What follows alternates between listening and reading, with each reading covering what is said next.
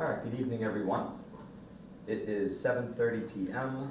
on Thursday, May 1st, 2025. My name is Brian Layton. I'm the chair of the school committee, calling the special school committee meeting to order.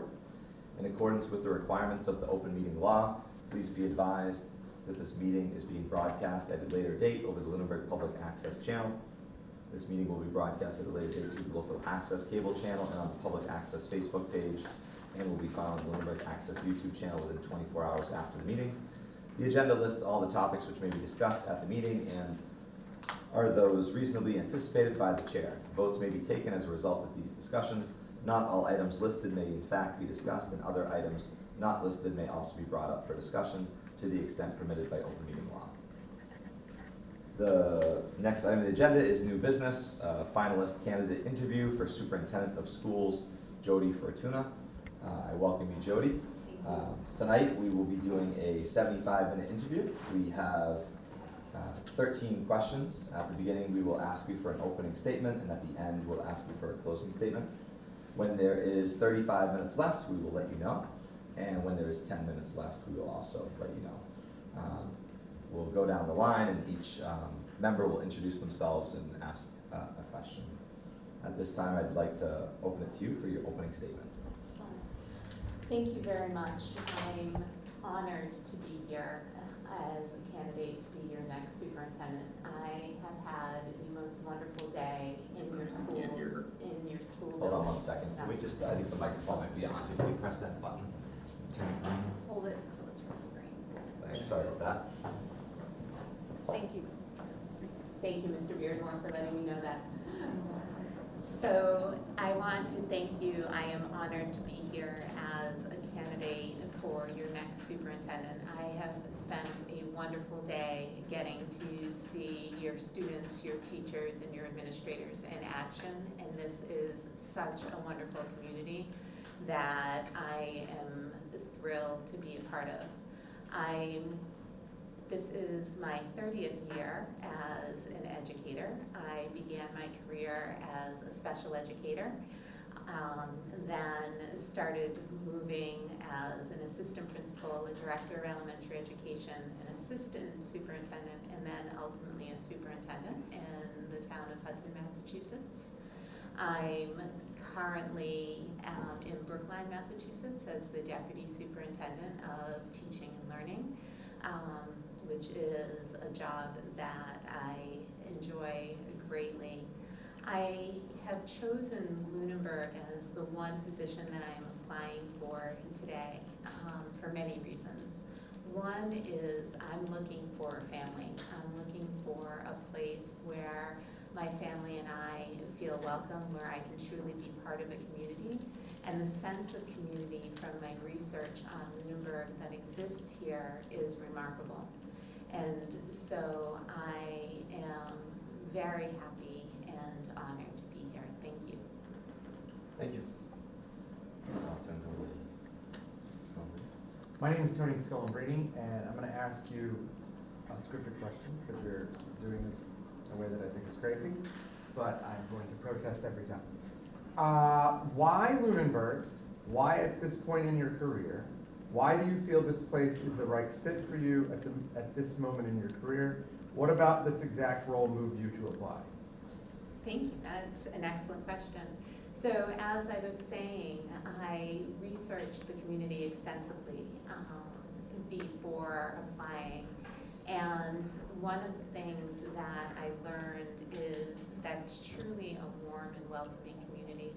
The size of the district, where I could potentially be able to know every student's name, was something that was very important to me. I'm a very relationship-driven leader. I believe in creating relationships, and this district is the right size to do that.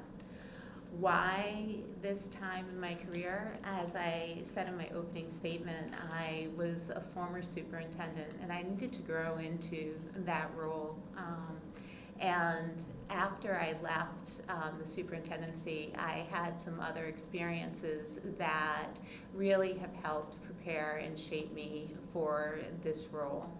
I believe that I can take Lunenburg to the next level, keep that sense of community and belonging and pride that the community has in its schools. I believe that I can be the type of leader that Lunenburg needs now, somebody that is community-focused, community-driven, that will be at the Friday night football games, at the Spring Fest, at the parades, at all the wonderful things that happen here. So that's why Lunenburg and why now.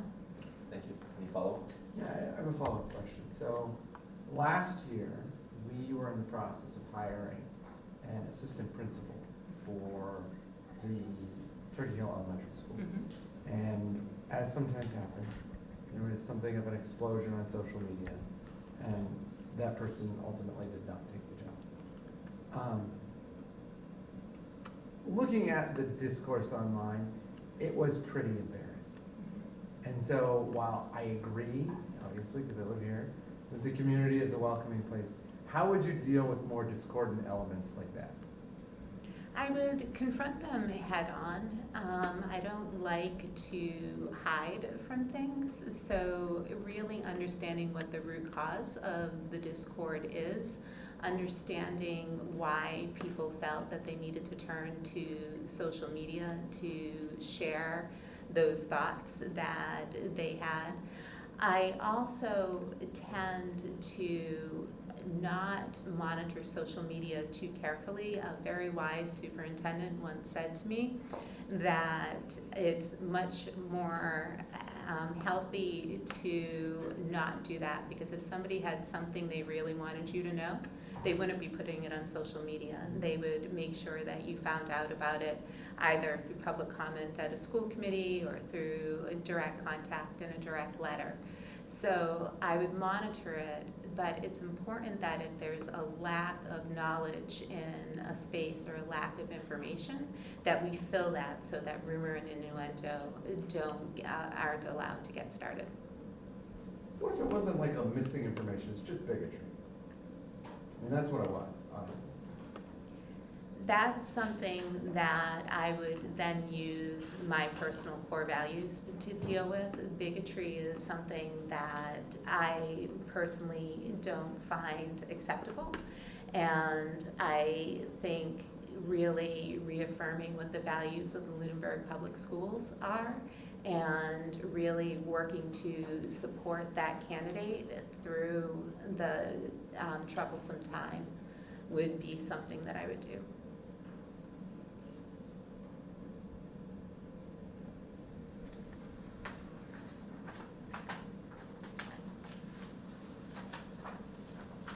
I'll take the next question. I'm Carol Archambault, and I'm a retired teacher. And my question has to do with budget, which I'm sure you knew was coming. Please discuss your operational experience in budgeting. What staff do you rely on the most for budget preparation, and why? How far out should a school district reasonably be projecting out their budgets? What does the budget preparation process look like for you? What has worked well for you or not with respect to software and processes for preparation and information sharing? That is a very big A very question. big question. So I have a lot of experience in budgeting, both as a superintendent and as an assistant superintendent. We are currently in the district that I'm in, hopefully voting on closing an $8.2 million budget gap this evening, which is very, very difficult for the community. As you can imagine, I've watched your meetings where you've struggled with some of the same things related to staff and staffing and the difficult decisions that need to be made during this time.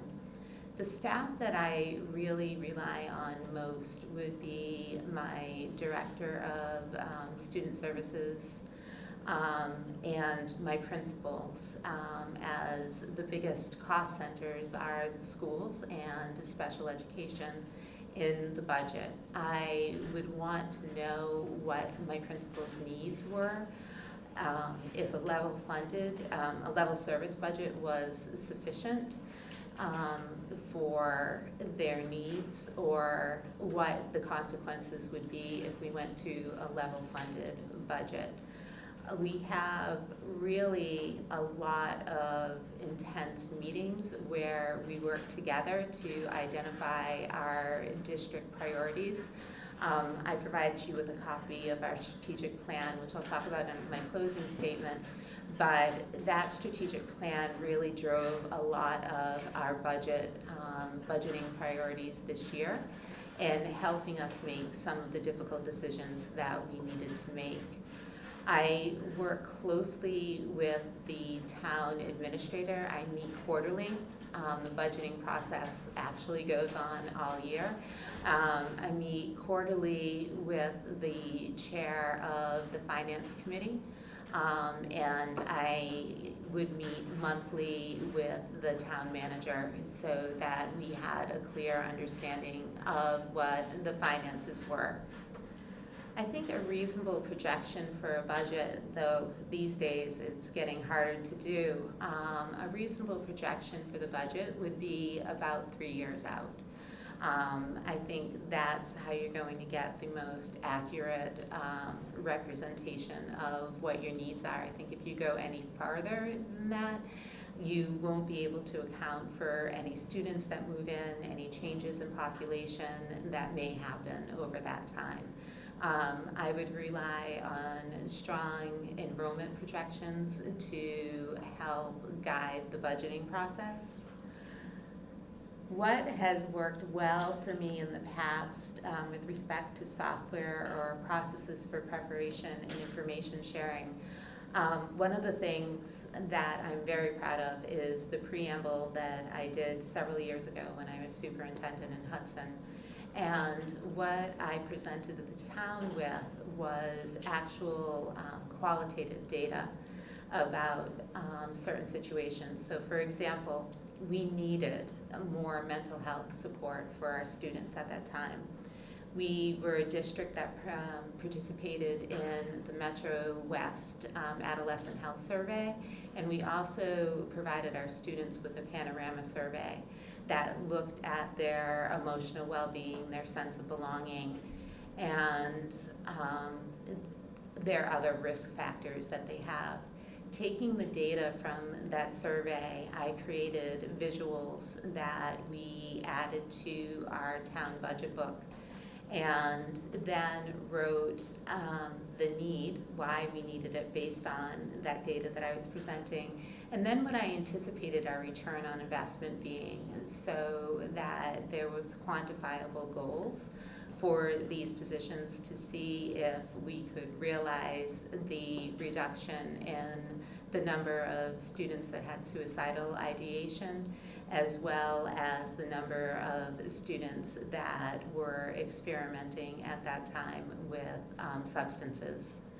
So that really worked well in that the town and the finance committee really understood our needs. We had data to back it up, and we had data that we were hoping to achieve by the addition of the positions, so that everybody was clear on what the purpose of adding those positions were.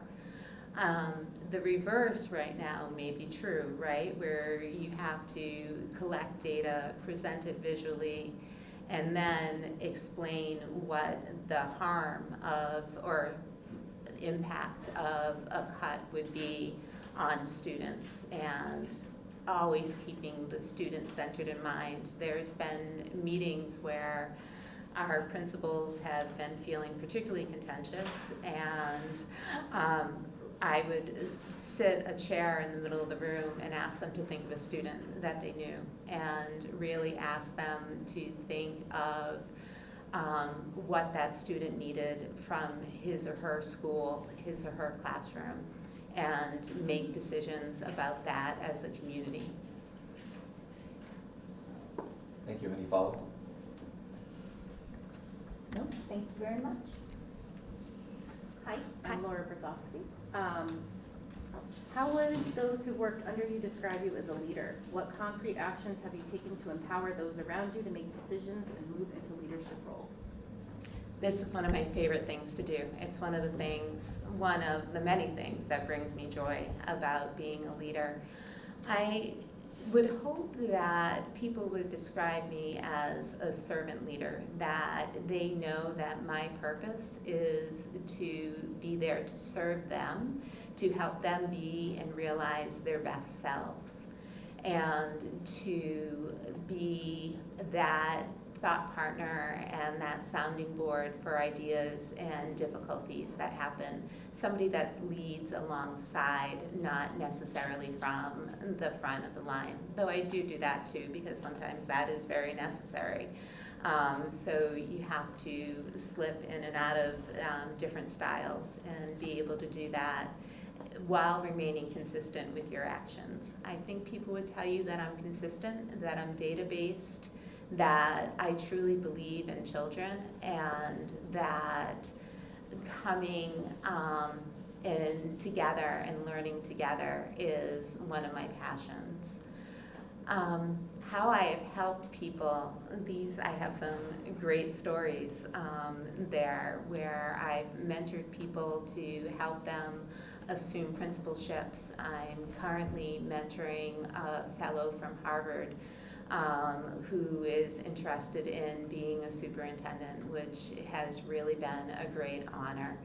How I do that is I listen, I show up, I work closely side by side with people, and I find out what their core values are, what are their hopes, what are their dreams for being in a leadership position, and then making that happen.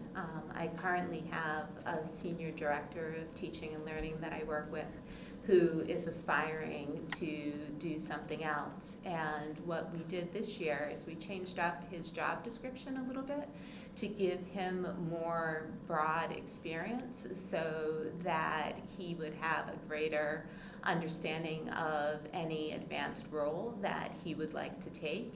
And it's been very successful.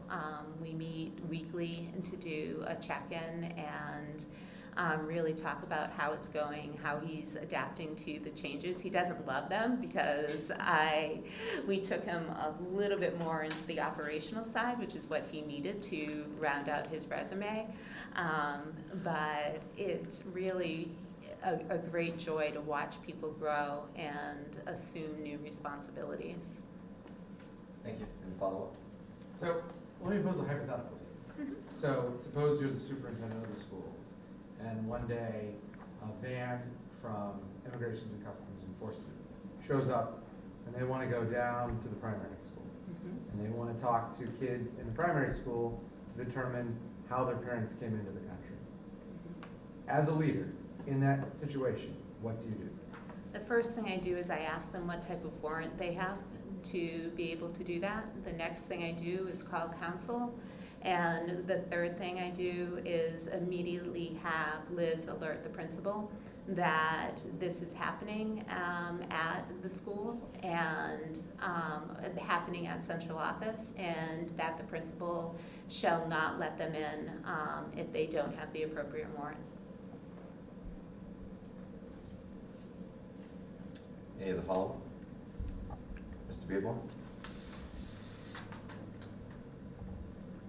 Thank you. Good evening, Dr. Fortuna. Thank you for joining us tonight, and I apologize that I am unable to be there in person. My name is Peter Beardmore, and I need to pull up my questions, so bear with me for a moment while I flip screens here. Can you talk about your experiences with school systems within a small town and the cultural issues that you might need to be aware of in this particular role? And if or how that would change your approach to the job? I think my approach to the job would be to start off listening and learning the community. I've worked in now rural. I was a principal in the Narragansett system. I had schools in Templeton and Phillipston. I've worked in suburban and I've worked in urban systems. Small towns are my favorite because they allow you to get to know the people that you're serving and the people that you're working for. Some of the issues that happen, though, are small town politics. Sometimes can be interesting to navigate, and you need to be able to listen, and you need to be able to stay both true to yourself and true to the values of the district. I think I would need to talk to people about what the cultural issues are. I got a little bit of that today, but being able to talk to people about what those cultural issues are. I had a professor when I was getting my doctorate that had this great story about how she cut the ivy off her office window because it was blocking the sunlight and she wanted sunlight. Well, that was very historical ivy and very important to the town, and I won't cut ivy without asking is the short answer to your question. But I think it's critical for me to be seen, to know people, to be out in the community so that I get a full understanding of what those cultural issues are. Well, for what it's worth, we do have our sensitivities, but to my knowledge, ivy is not on that list. Excellent. But I could be wrong. Any of the follow-up? All right, I have the next question. Student safety encompasses far more than just physical security. It includes emotional well-being, feeling seen and supported, and having equitable access to learning. In your current or past leadership roles, what have you done to ensure that all students feel safe and supported at school?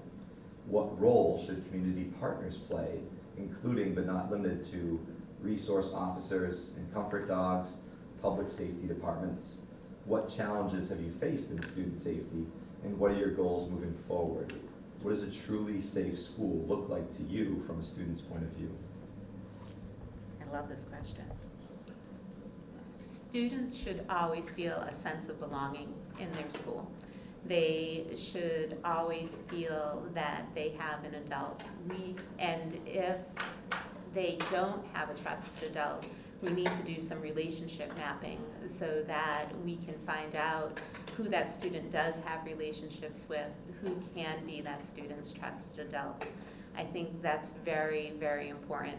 Not only do our students need to have a sense of belonging, but in order to create that sense of belonging for students, our staff needs to have that sense of belonging.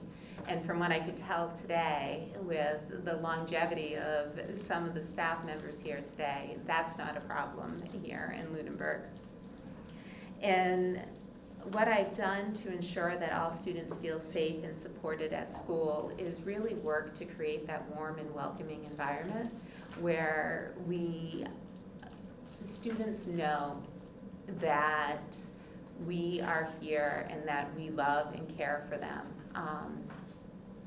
When I was in Boston, one of my roles, had different roles each of the 6 years, but one of my roles was as a principal helping a school recover. And in this school, the students were very different from me. And eventually, though, what happened is they started calling me the school mom. And that was actually how we ran the school was, would you do this at home? No, I wouldn't do this at home. Then why would you do this in my dining room, here, in our dining room? So really working to create that sense of belonging and that sense of ownership for their environment in their school is important. I think students need to have work that's worthwhile for them. We need to make coming to school worthwhile for every student that walks through our door. I say every student every day, and I mean that. Every student every day needs to feel a sense of belonging and that what they're doing is worthwhile. It may not always be fun, but it's worthwhile, and they understand why we're doing what it is that we're doing and learning.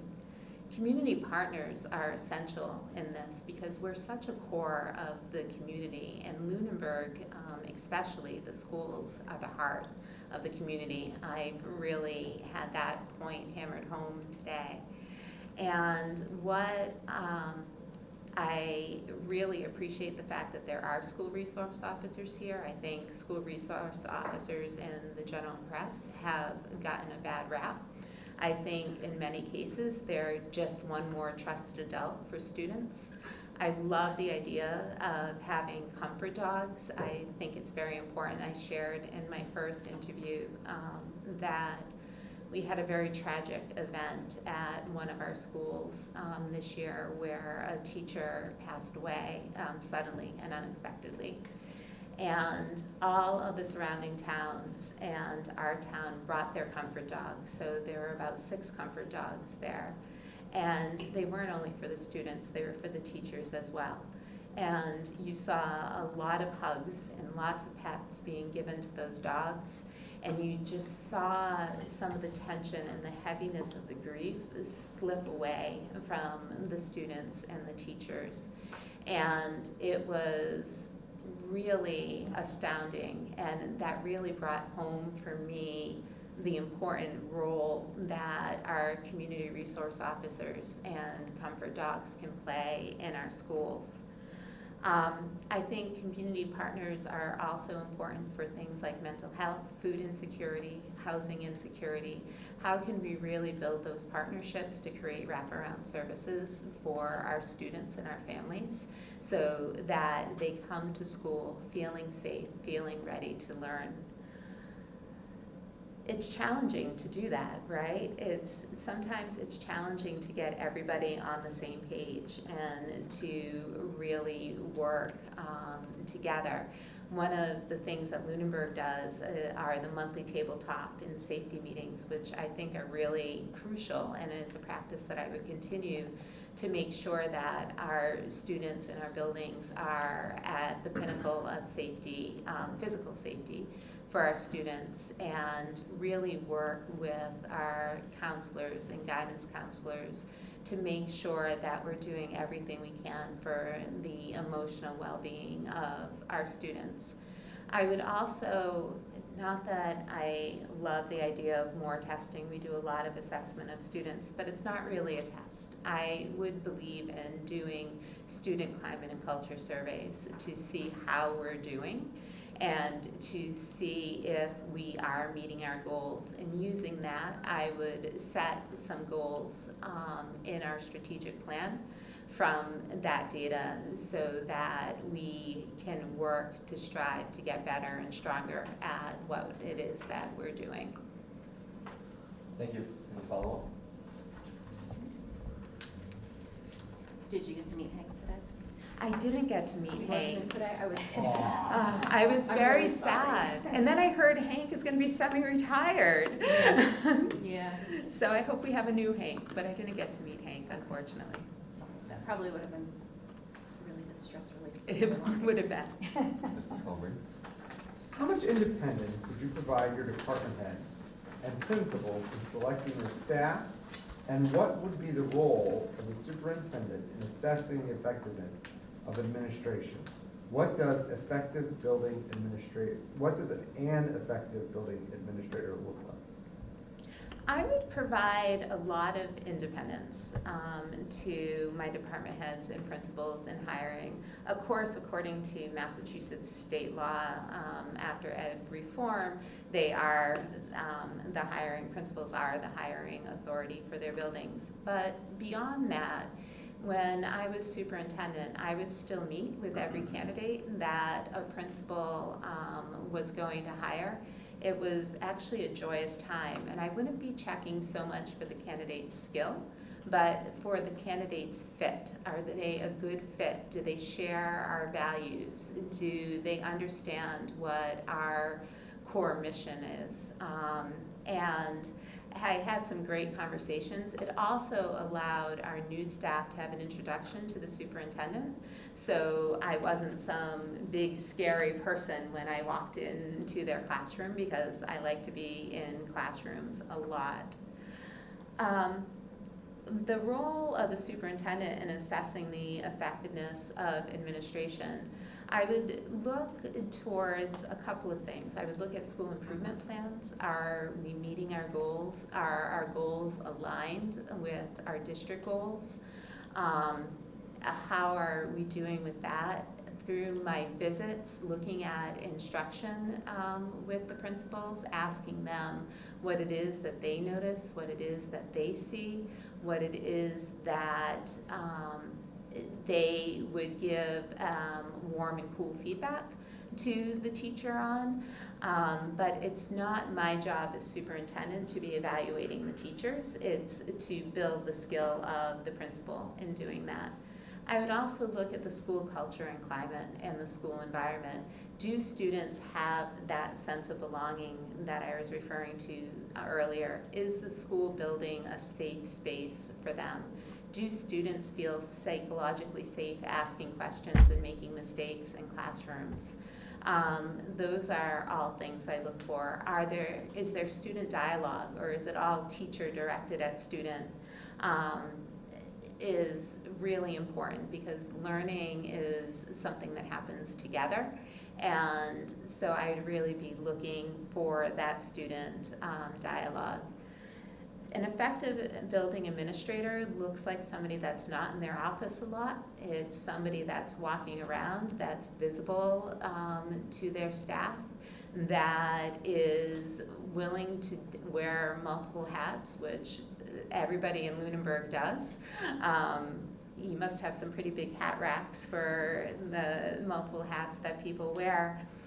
But I would look for them to be finding joy in their school and in their classrooms as well. I know that's part of my sustaining in the role of superintendent, is to be in classrooms and find that joy and find where and what kids are learning. So I'd look for them to be doing that. I'd look for their parent communications. Are they communicating openly and frequently with families? Do families understand what's happening in the school? If there's an incident, is the principal sharing information as much as they can about that to stop the swirl of misinformation that could happen when there is an incident in a school? So I have very high expectations for administrators, but I also at the same time work to support them in meeting those expectations. Any follow-up? So, Air Shirley has a principal that is going to give a presentation at a video gaming conference in 2 weeks on how to use video games in learning. And my son loves video games. We were going to that convention, so I thought I would just go and watch this presentation. What kind of things would you do to get administrators comfortable with that kind of engagement? How do you, like, not that they have to give a presentation about video games, but just how do you get them to feel like they can do something unique and different in a way that engages students? I think it's allow them the opportunity to try and fail a few times and learn from their mistakes, but give them that freedom to be a learner themselves and to model good learning practice, and to really allow them to express and encourage them to bring their whole selves into the job, because it's important. I think that's wonderful that a principal did that. And there's so many wonderful things that our principals could present on. And I think finding those opportunities, gently nudging them for those opportunities to take advantage of them, and then being there to support them so that they don't feel like they're on an island by themselves the first time. It's very nerve-wracking to do a presentation like that. So it's always nice to have a friendly face in the audience. So it would really be through encouraging them to try, letting them fail, and then letting them try again. Any other follow-up? Sasha? I must be the budget person this evening. In our current budget situation, we've been forced to have conversations about what in our school system are nice to have? And what are the need to haves? What drives your view behind the things in a district that are absolute necessities and what are just nice to have? How do you communicate these views and decisions, and who are the stakeholders?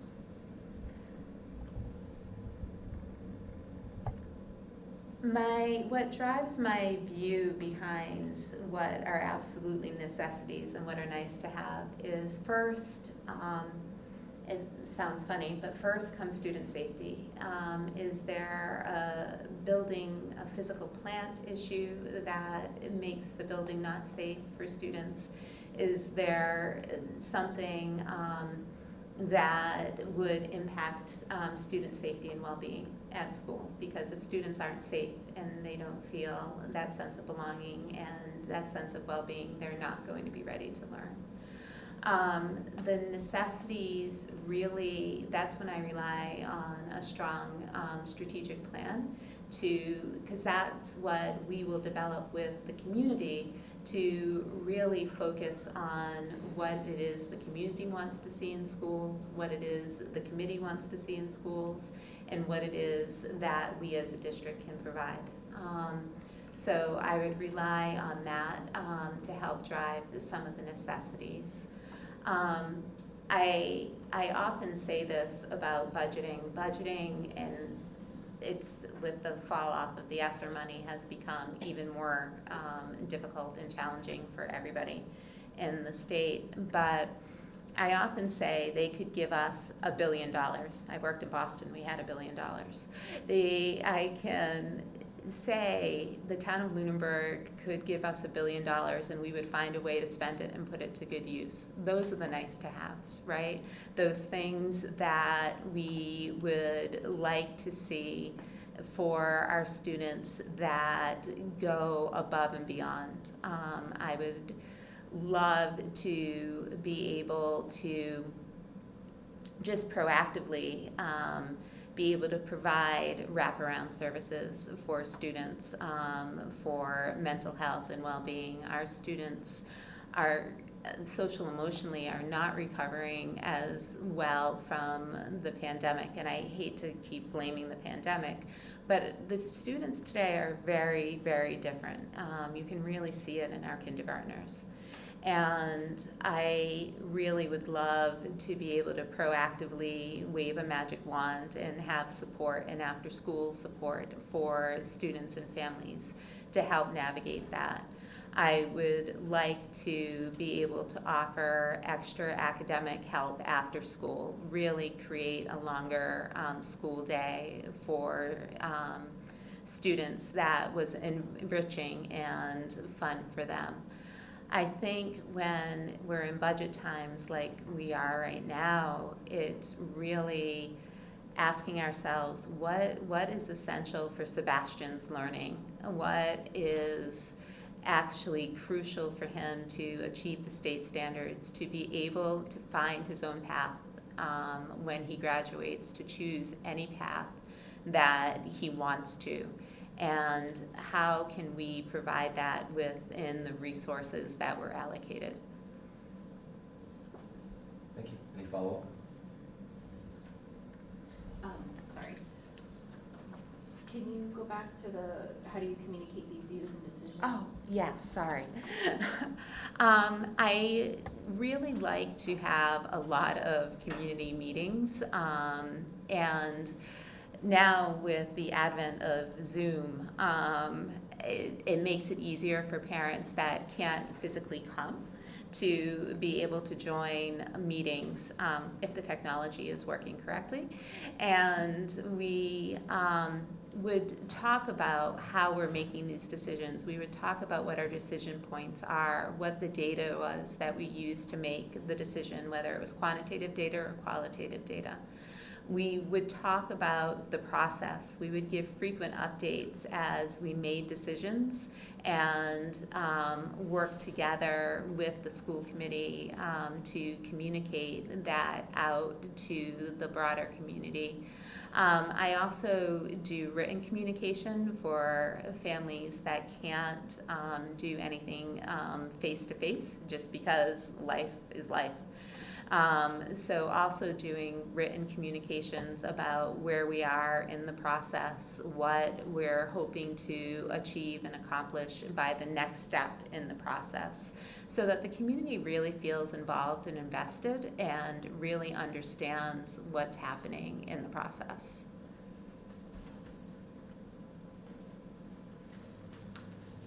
A successful superintendent must build strong relationships beyond the school walls. How have you worked with stakeholders like parents, unions, local businesses, the finance committee, the select board, or other town departments to align school priorities with broader community needs? How do you see your role as superintendent in fostering those relationships and ensuring the district's voice is heard in broader town conversations? Can you share a time when collaboration made a difference and how you built trust along the way? Yes.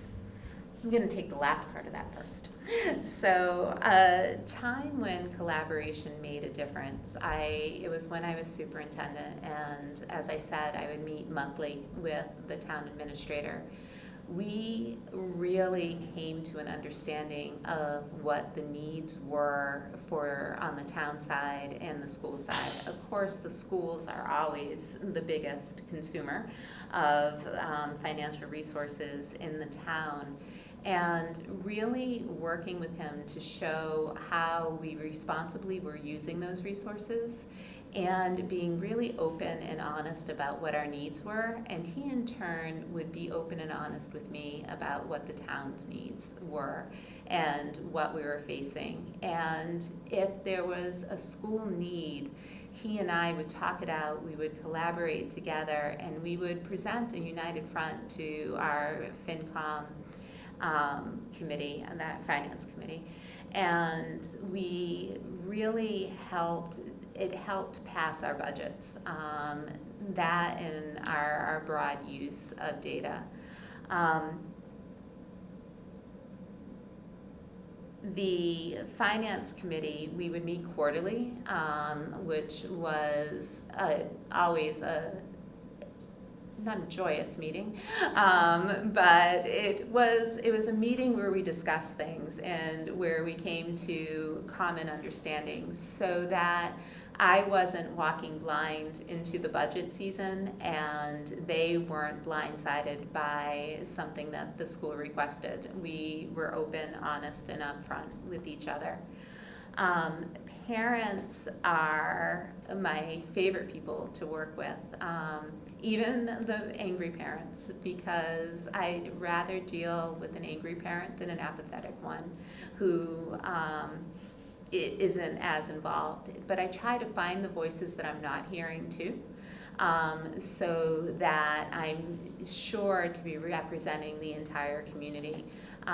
There's lots of people for lots of reasons that don't feel comfortable coming into our school buildings. So that's why I really try to be visible at the Friday football games, at the performances, because I find often that parents will tell you things there that they won't tell you, or they wouldn't bother to call and tell you. And so being present and being there is really important. The select board, I didn't work as directly with as a superintendent. I worked much more closely with the town administrator, who then would relay things to the select board.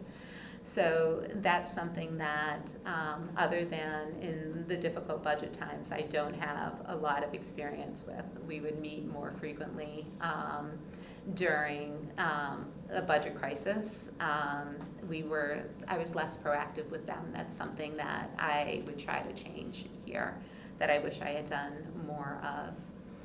I think my role as superintendent is to be the uniting voice for the district, to speak loudly and proudly about what it is that we're doing, what our goals are, and what our accomplishments have been.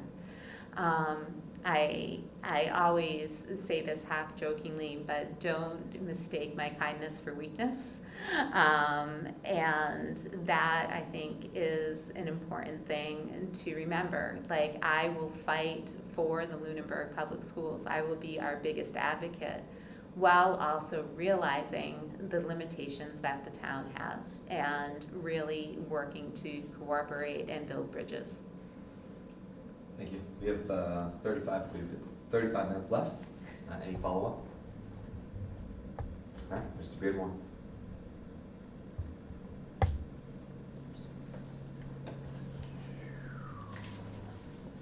Sorry, bear with me for a second. There are times when you're challenged by a situation where you need to call upon every personal skill you have to work it out. Can you talk about a situation where you had to use your best skills and judgment to resolve a problem? And how can that experience help us appreciate your potential as our superintendent?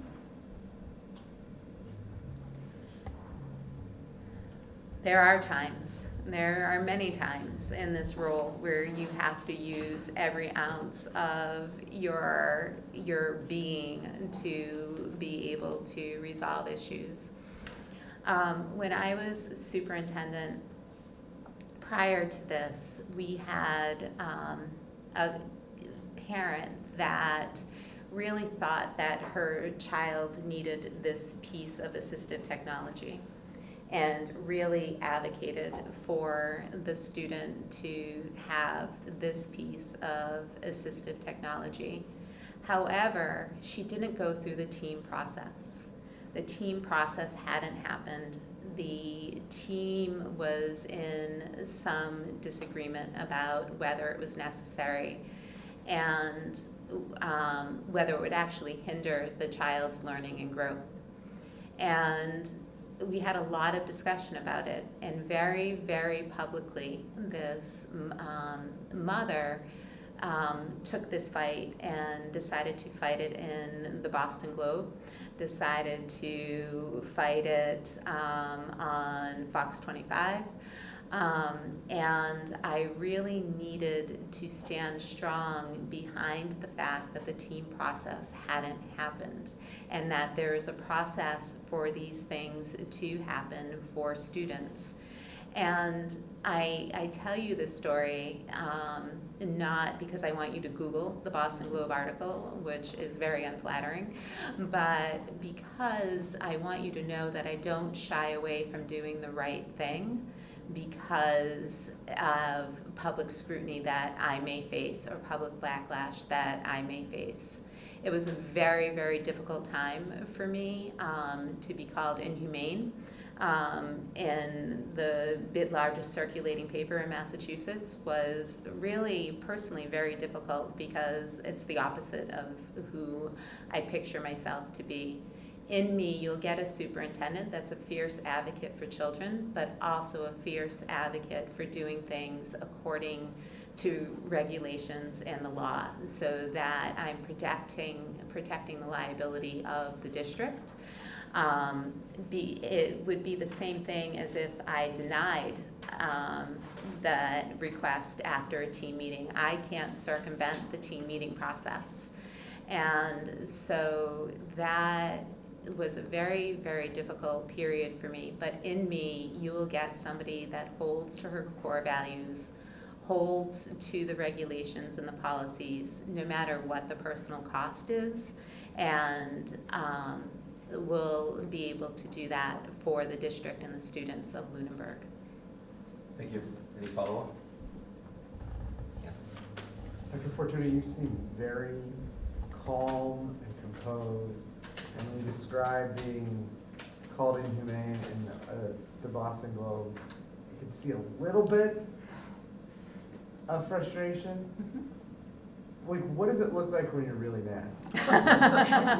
You'd have to ask my husband that. I don't get really mad at work, at least not in a public out-facing way. It's very important for me to take 2 deep breaths, hold them and let them out, and then really focus on what I can do to control the situation. There are times when I get really mad, it usually expresses itself as frustration. And I tend to dig in a little bit more and get a little bit more stubborn, but it's not always a bad thing. I have the next question. Number 10, schools rely on the daily work of many people beyond classroom teachers. How do you build a culture where all staff feel valued and heard? How have you supported these roles, and how do you plan to foster trust and partnership, as well as attracting, developing, and retaining staff? It's so important. Our cafeteria workers, our custodians, our paraprofessionals, our school secretaries, they make this place hum. And that is really true in Lunenburg. From meeting, I believe his name was Jose, at the primary school today as he was cleaning up from lunches, to meeting the incredible secretaries as I entered each building. They are really amazing. And something that I saw today that is almost unique to Lunenburg is every time I saw a paraprofessional, they were engaged with a student. And believe it or not, you don't always see that in every place that you go, and it was incredible to see that today. And so I really try to learn everybody's name, to try, apologies to the custodian at the primary if I didn't remember his name correctly, but I try to remember everybody's name. I try to make sure that I say hello and spend some time talking to them when I'm in buildings, because they really know what's going on, and being able to talk to them is important. I also think it's important to do recognition for when you, public recognition, for when you see some really great work happening in a building with people. Because sometimes it's easy when you're a support person in a school to feel unseen and to feel unheard. And so I want people to feel seen, feel heard, and feel valued. And I model that through my own actions and really trying to publicly praise what I see. And it's worked well for me throughout my career. Some of the best advice I ever received was from one of my custodians. I was a little panicked about the opening of school. There were things that weren't quite ready in a building. And he looked at me and he said, "Jodi, it's gonna be all right. In 2 weeks, the kids are gonna come, the doors are gonna be open, and nobody will even realize that this had happened." And he was right. 2 weeks later, the doors opened, the school was in great shape, and things were fine. And remembering that is really important, but I wouldn't have had that moment if I hadn't taken time to get to know Steve, right? I wouldn't have had that moment if Steve didn't trust me and didn't value me as a leader as well. And so I always remember that as really a very special moment for me. So that's how I try to do it. Thank you. Any follow-up?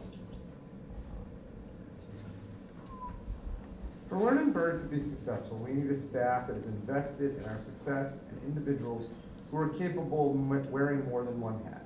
Teachers, for example, need to drive excellence and achievement, but it also helps if they can bring their additional talents to extracurriculars, clubs, coaching sports, etc. What hiring practices would you put in place in Lunenburg to ensure that our staff is driving excellence in student achievement while also helping to meet our myriad of needs?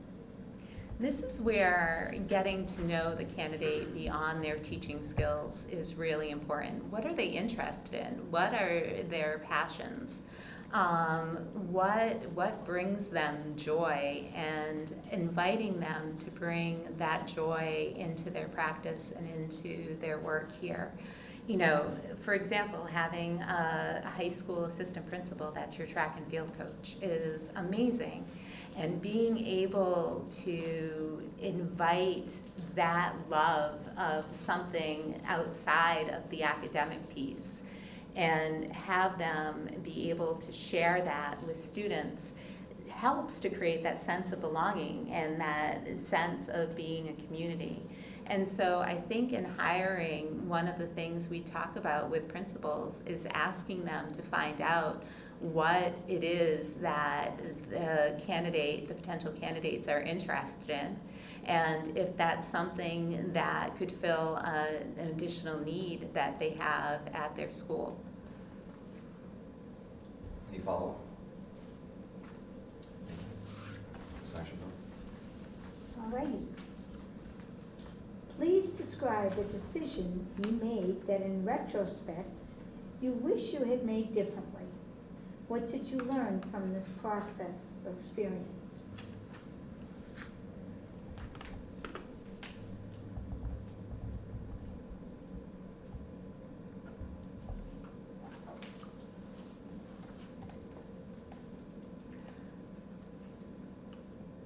I think my decision to leave my first superintendency. I didn't give myself enough credit for the learning that I had to do. I still had growing to do, and I still had learning to do. And while I always encouraged that in others around me, I didn't give myself that grace to do that. And after 3 years, I felt that I wasn't a good match for the district. I fulfilled my contract, but felt that I needed to move on to be able to grow. And instead of realizing all the potential that I had to grow while doing that job. And, you know, you look back on it now, you said you were an educator, you think of that first class you had, right? And all the things you would have done differently. And I think of that first superintendency and all the things that I would have done differently.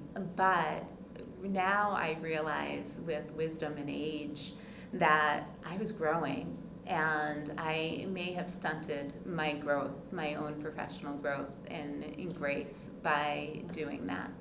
So that's something that going back and looking back in time, that's something that I would reconsider. Thank you. Any follow-up?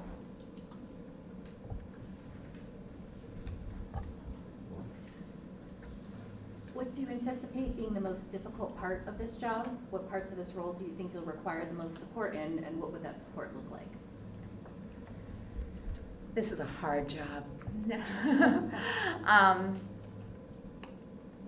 I think the most difficult part for me would be the balancing of creating relationships and making sure that I'm in schools and getting the work done. At the same time, I was telling people today that my trick usually to doing that is I go to a school first before I go to the office, before you can get sucked in to everything that's happening in your office. Sometimes that's hard because I'm usually the first person in the district because I'm an early bird morning person.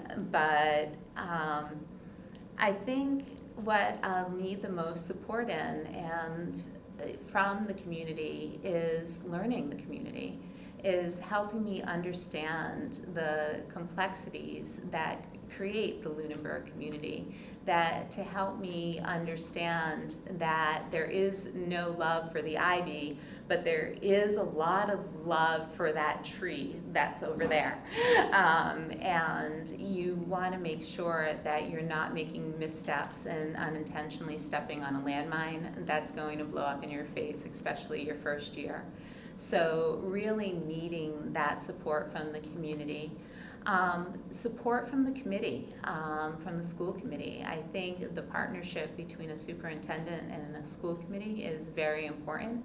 And I think you're letting me know what you think and what you're feeling and what being honest with that feedback is something that I'll look for and I'll want and I'll crave, so that I can be the best that I can be in this role. Any follow-up? I'll follow up a little bit. The wearing of many hats has come up quite a bit in the conversation, and it comes up quite a bit around here. Have you been in situations where your hats have been many? Yes, definitely. Wow. I think in every position I've been in, I tend to pick up hats as I go along. And for me, I think a good example of this is I talk about a little bit of blurred boundaries, but when I was assistant principal, I had a student that was abruptly placed into foster care. And the foster care system, as we know, is overwhelmed right now. My son was still very, very young. He was still a baby at that point. He's 23 now. So I'm going way back for this example. But I actually took this young lady and her sister home with me. And because I couldn't have them sleeping overnight in a DCF office, I couldn't allow that. And it ultimately was for a short stay. I realized that I couldn't keep the balancing act of being a mother to an infant, a mother to a 13-year-old, and a mother to a 6-year-old up while working full-time in my first administrative position. But doing things like that, being called on to be the superintendent and the human resource manager at the same time.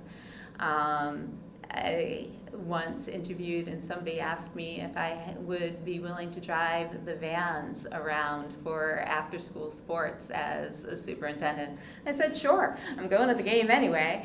Might as well do that. So there are times that I'm very willing to do that. Matter of fact, I think it would probably be expected if I were the successful candidate for this position. Thank you. Thank you. Any additional follow-up?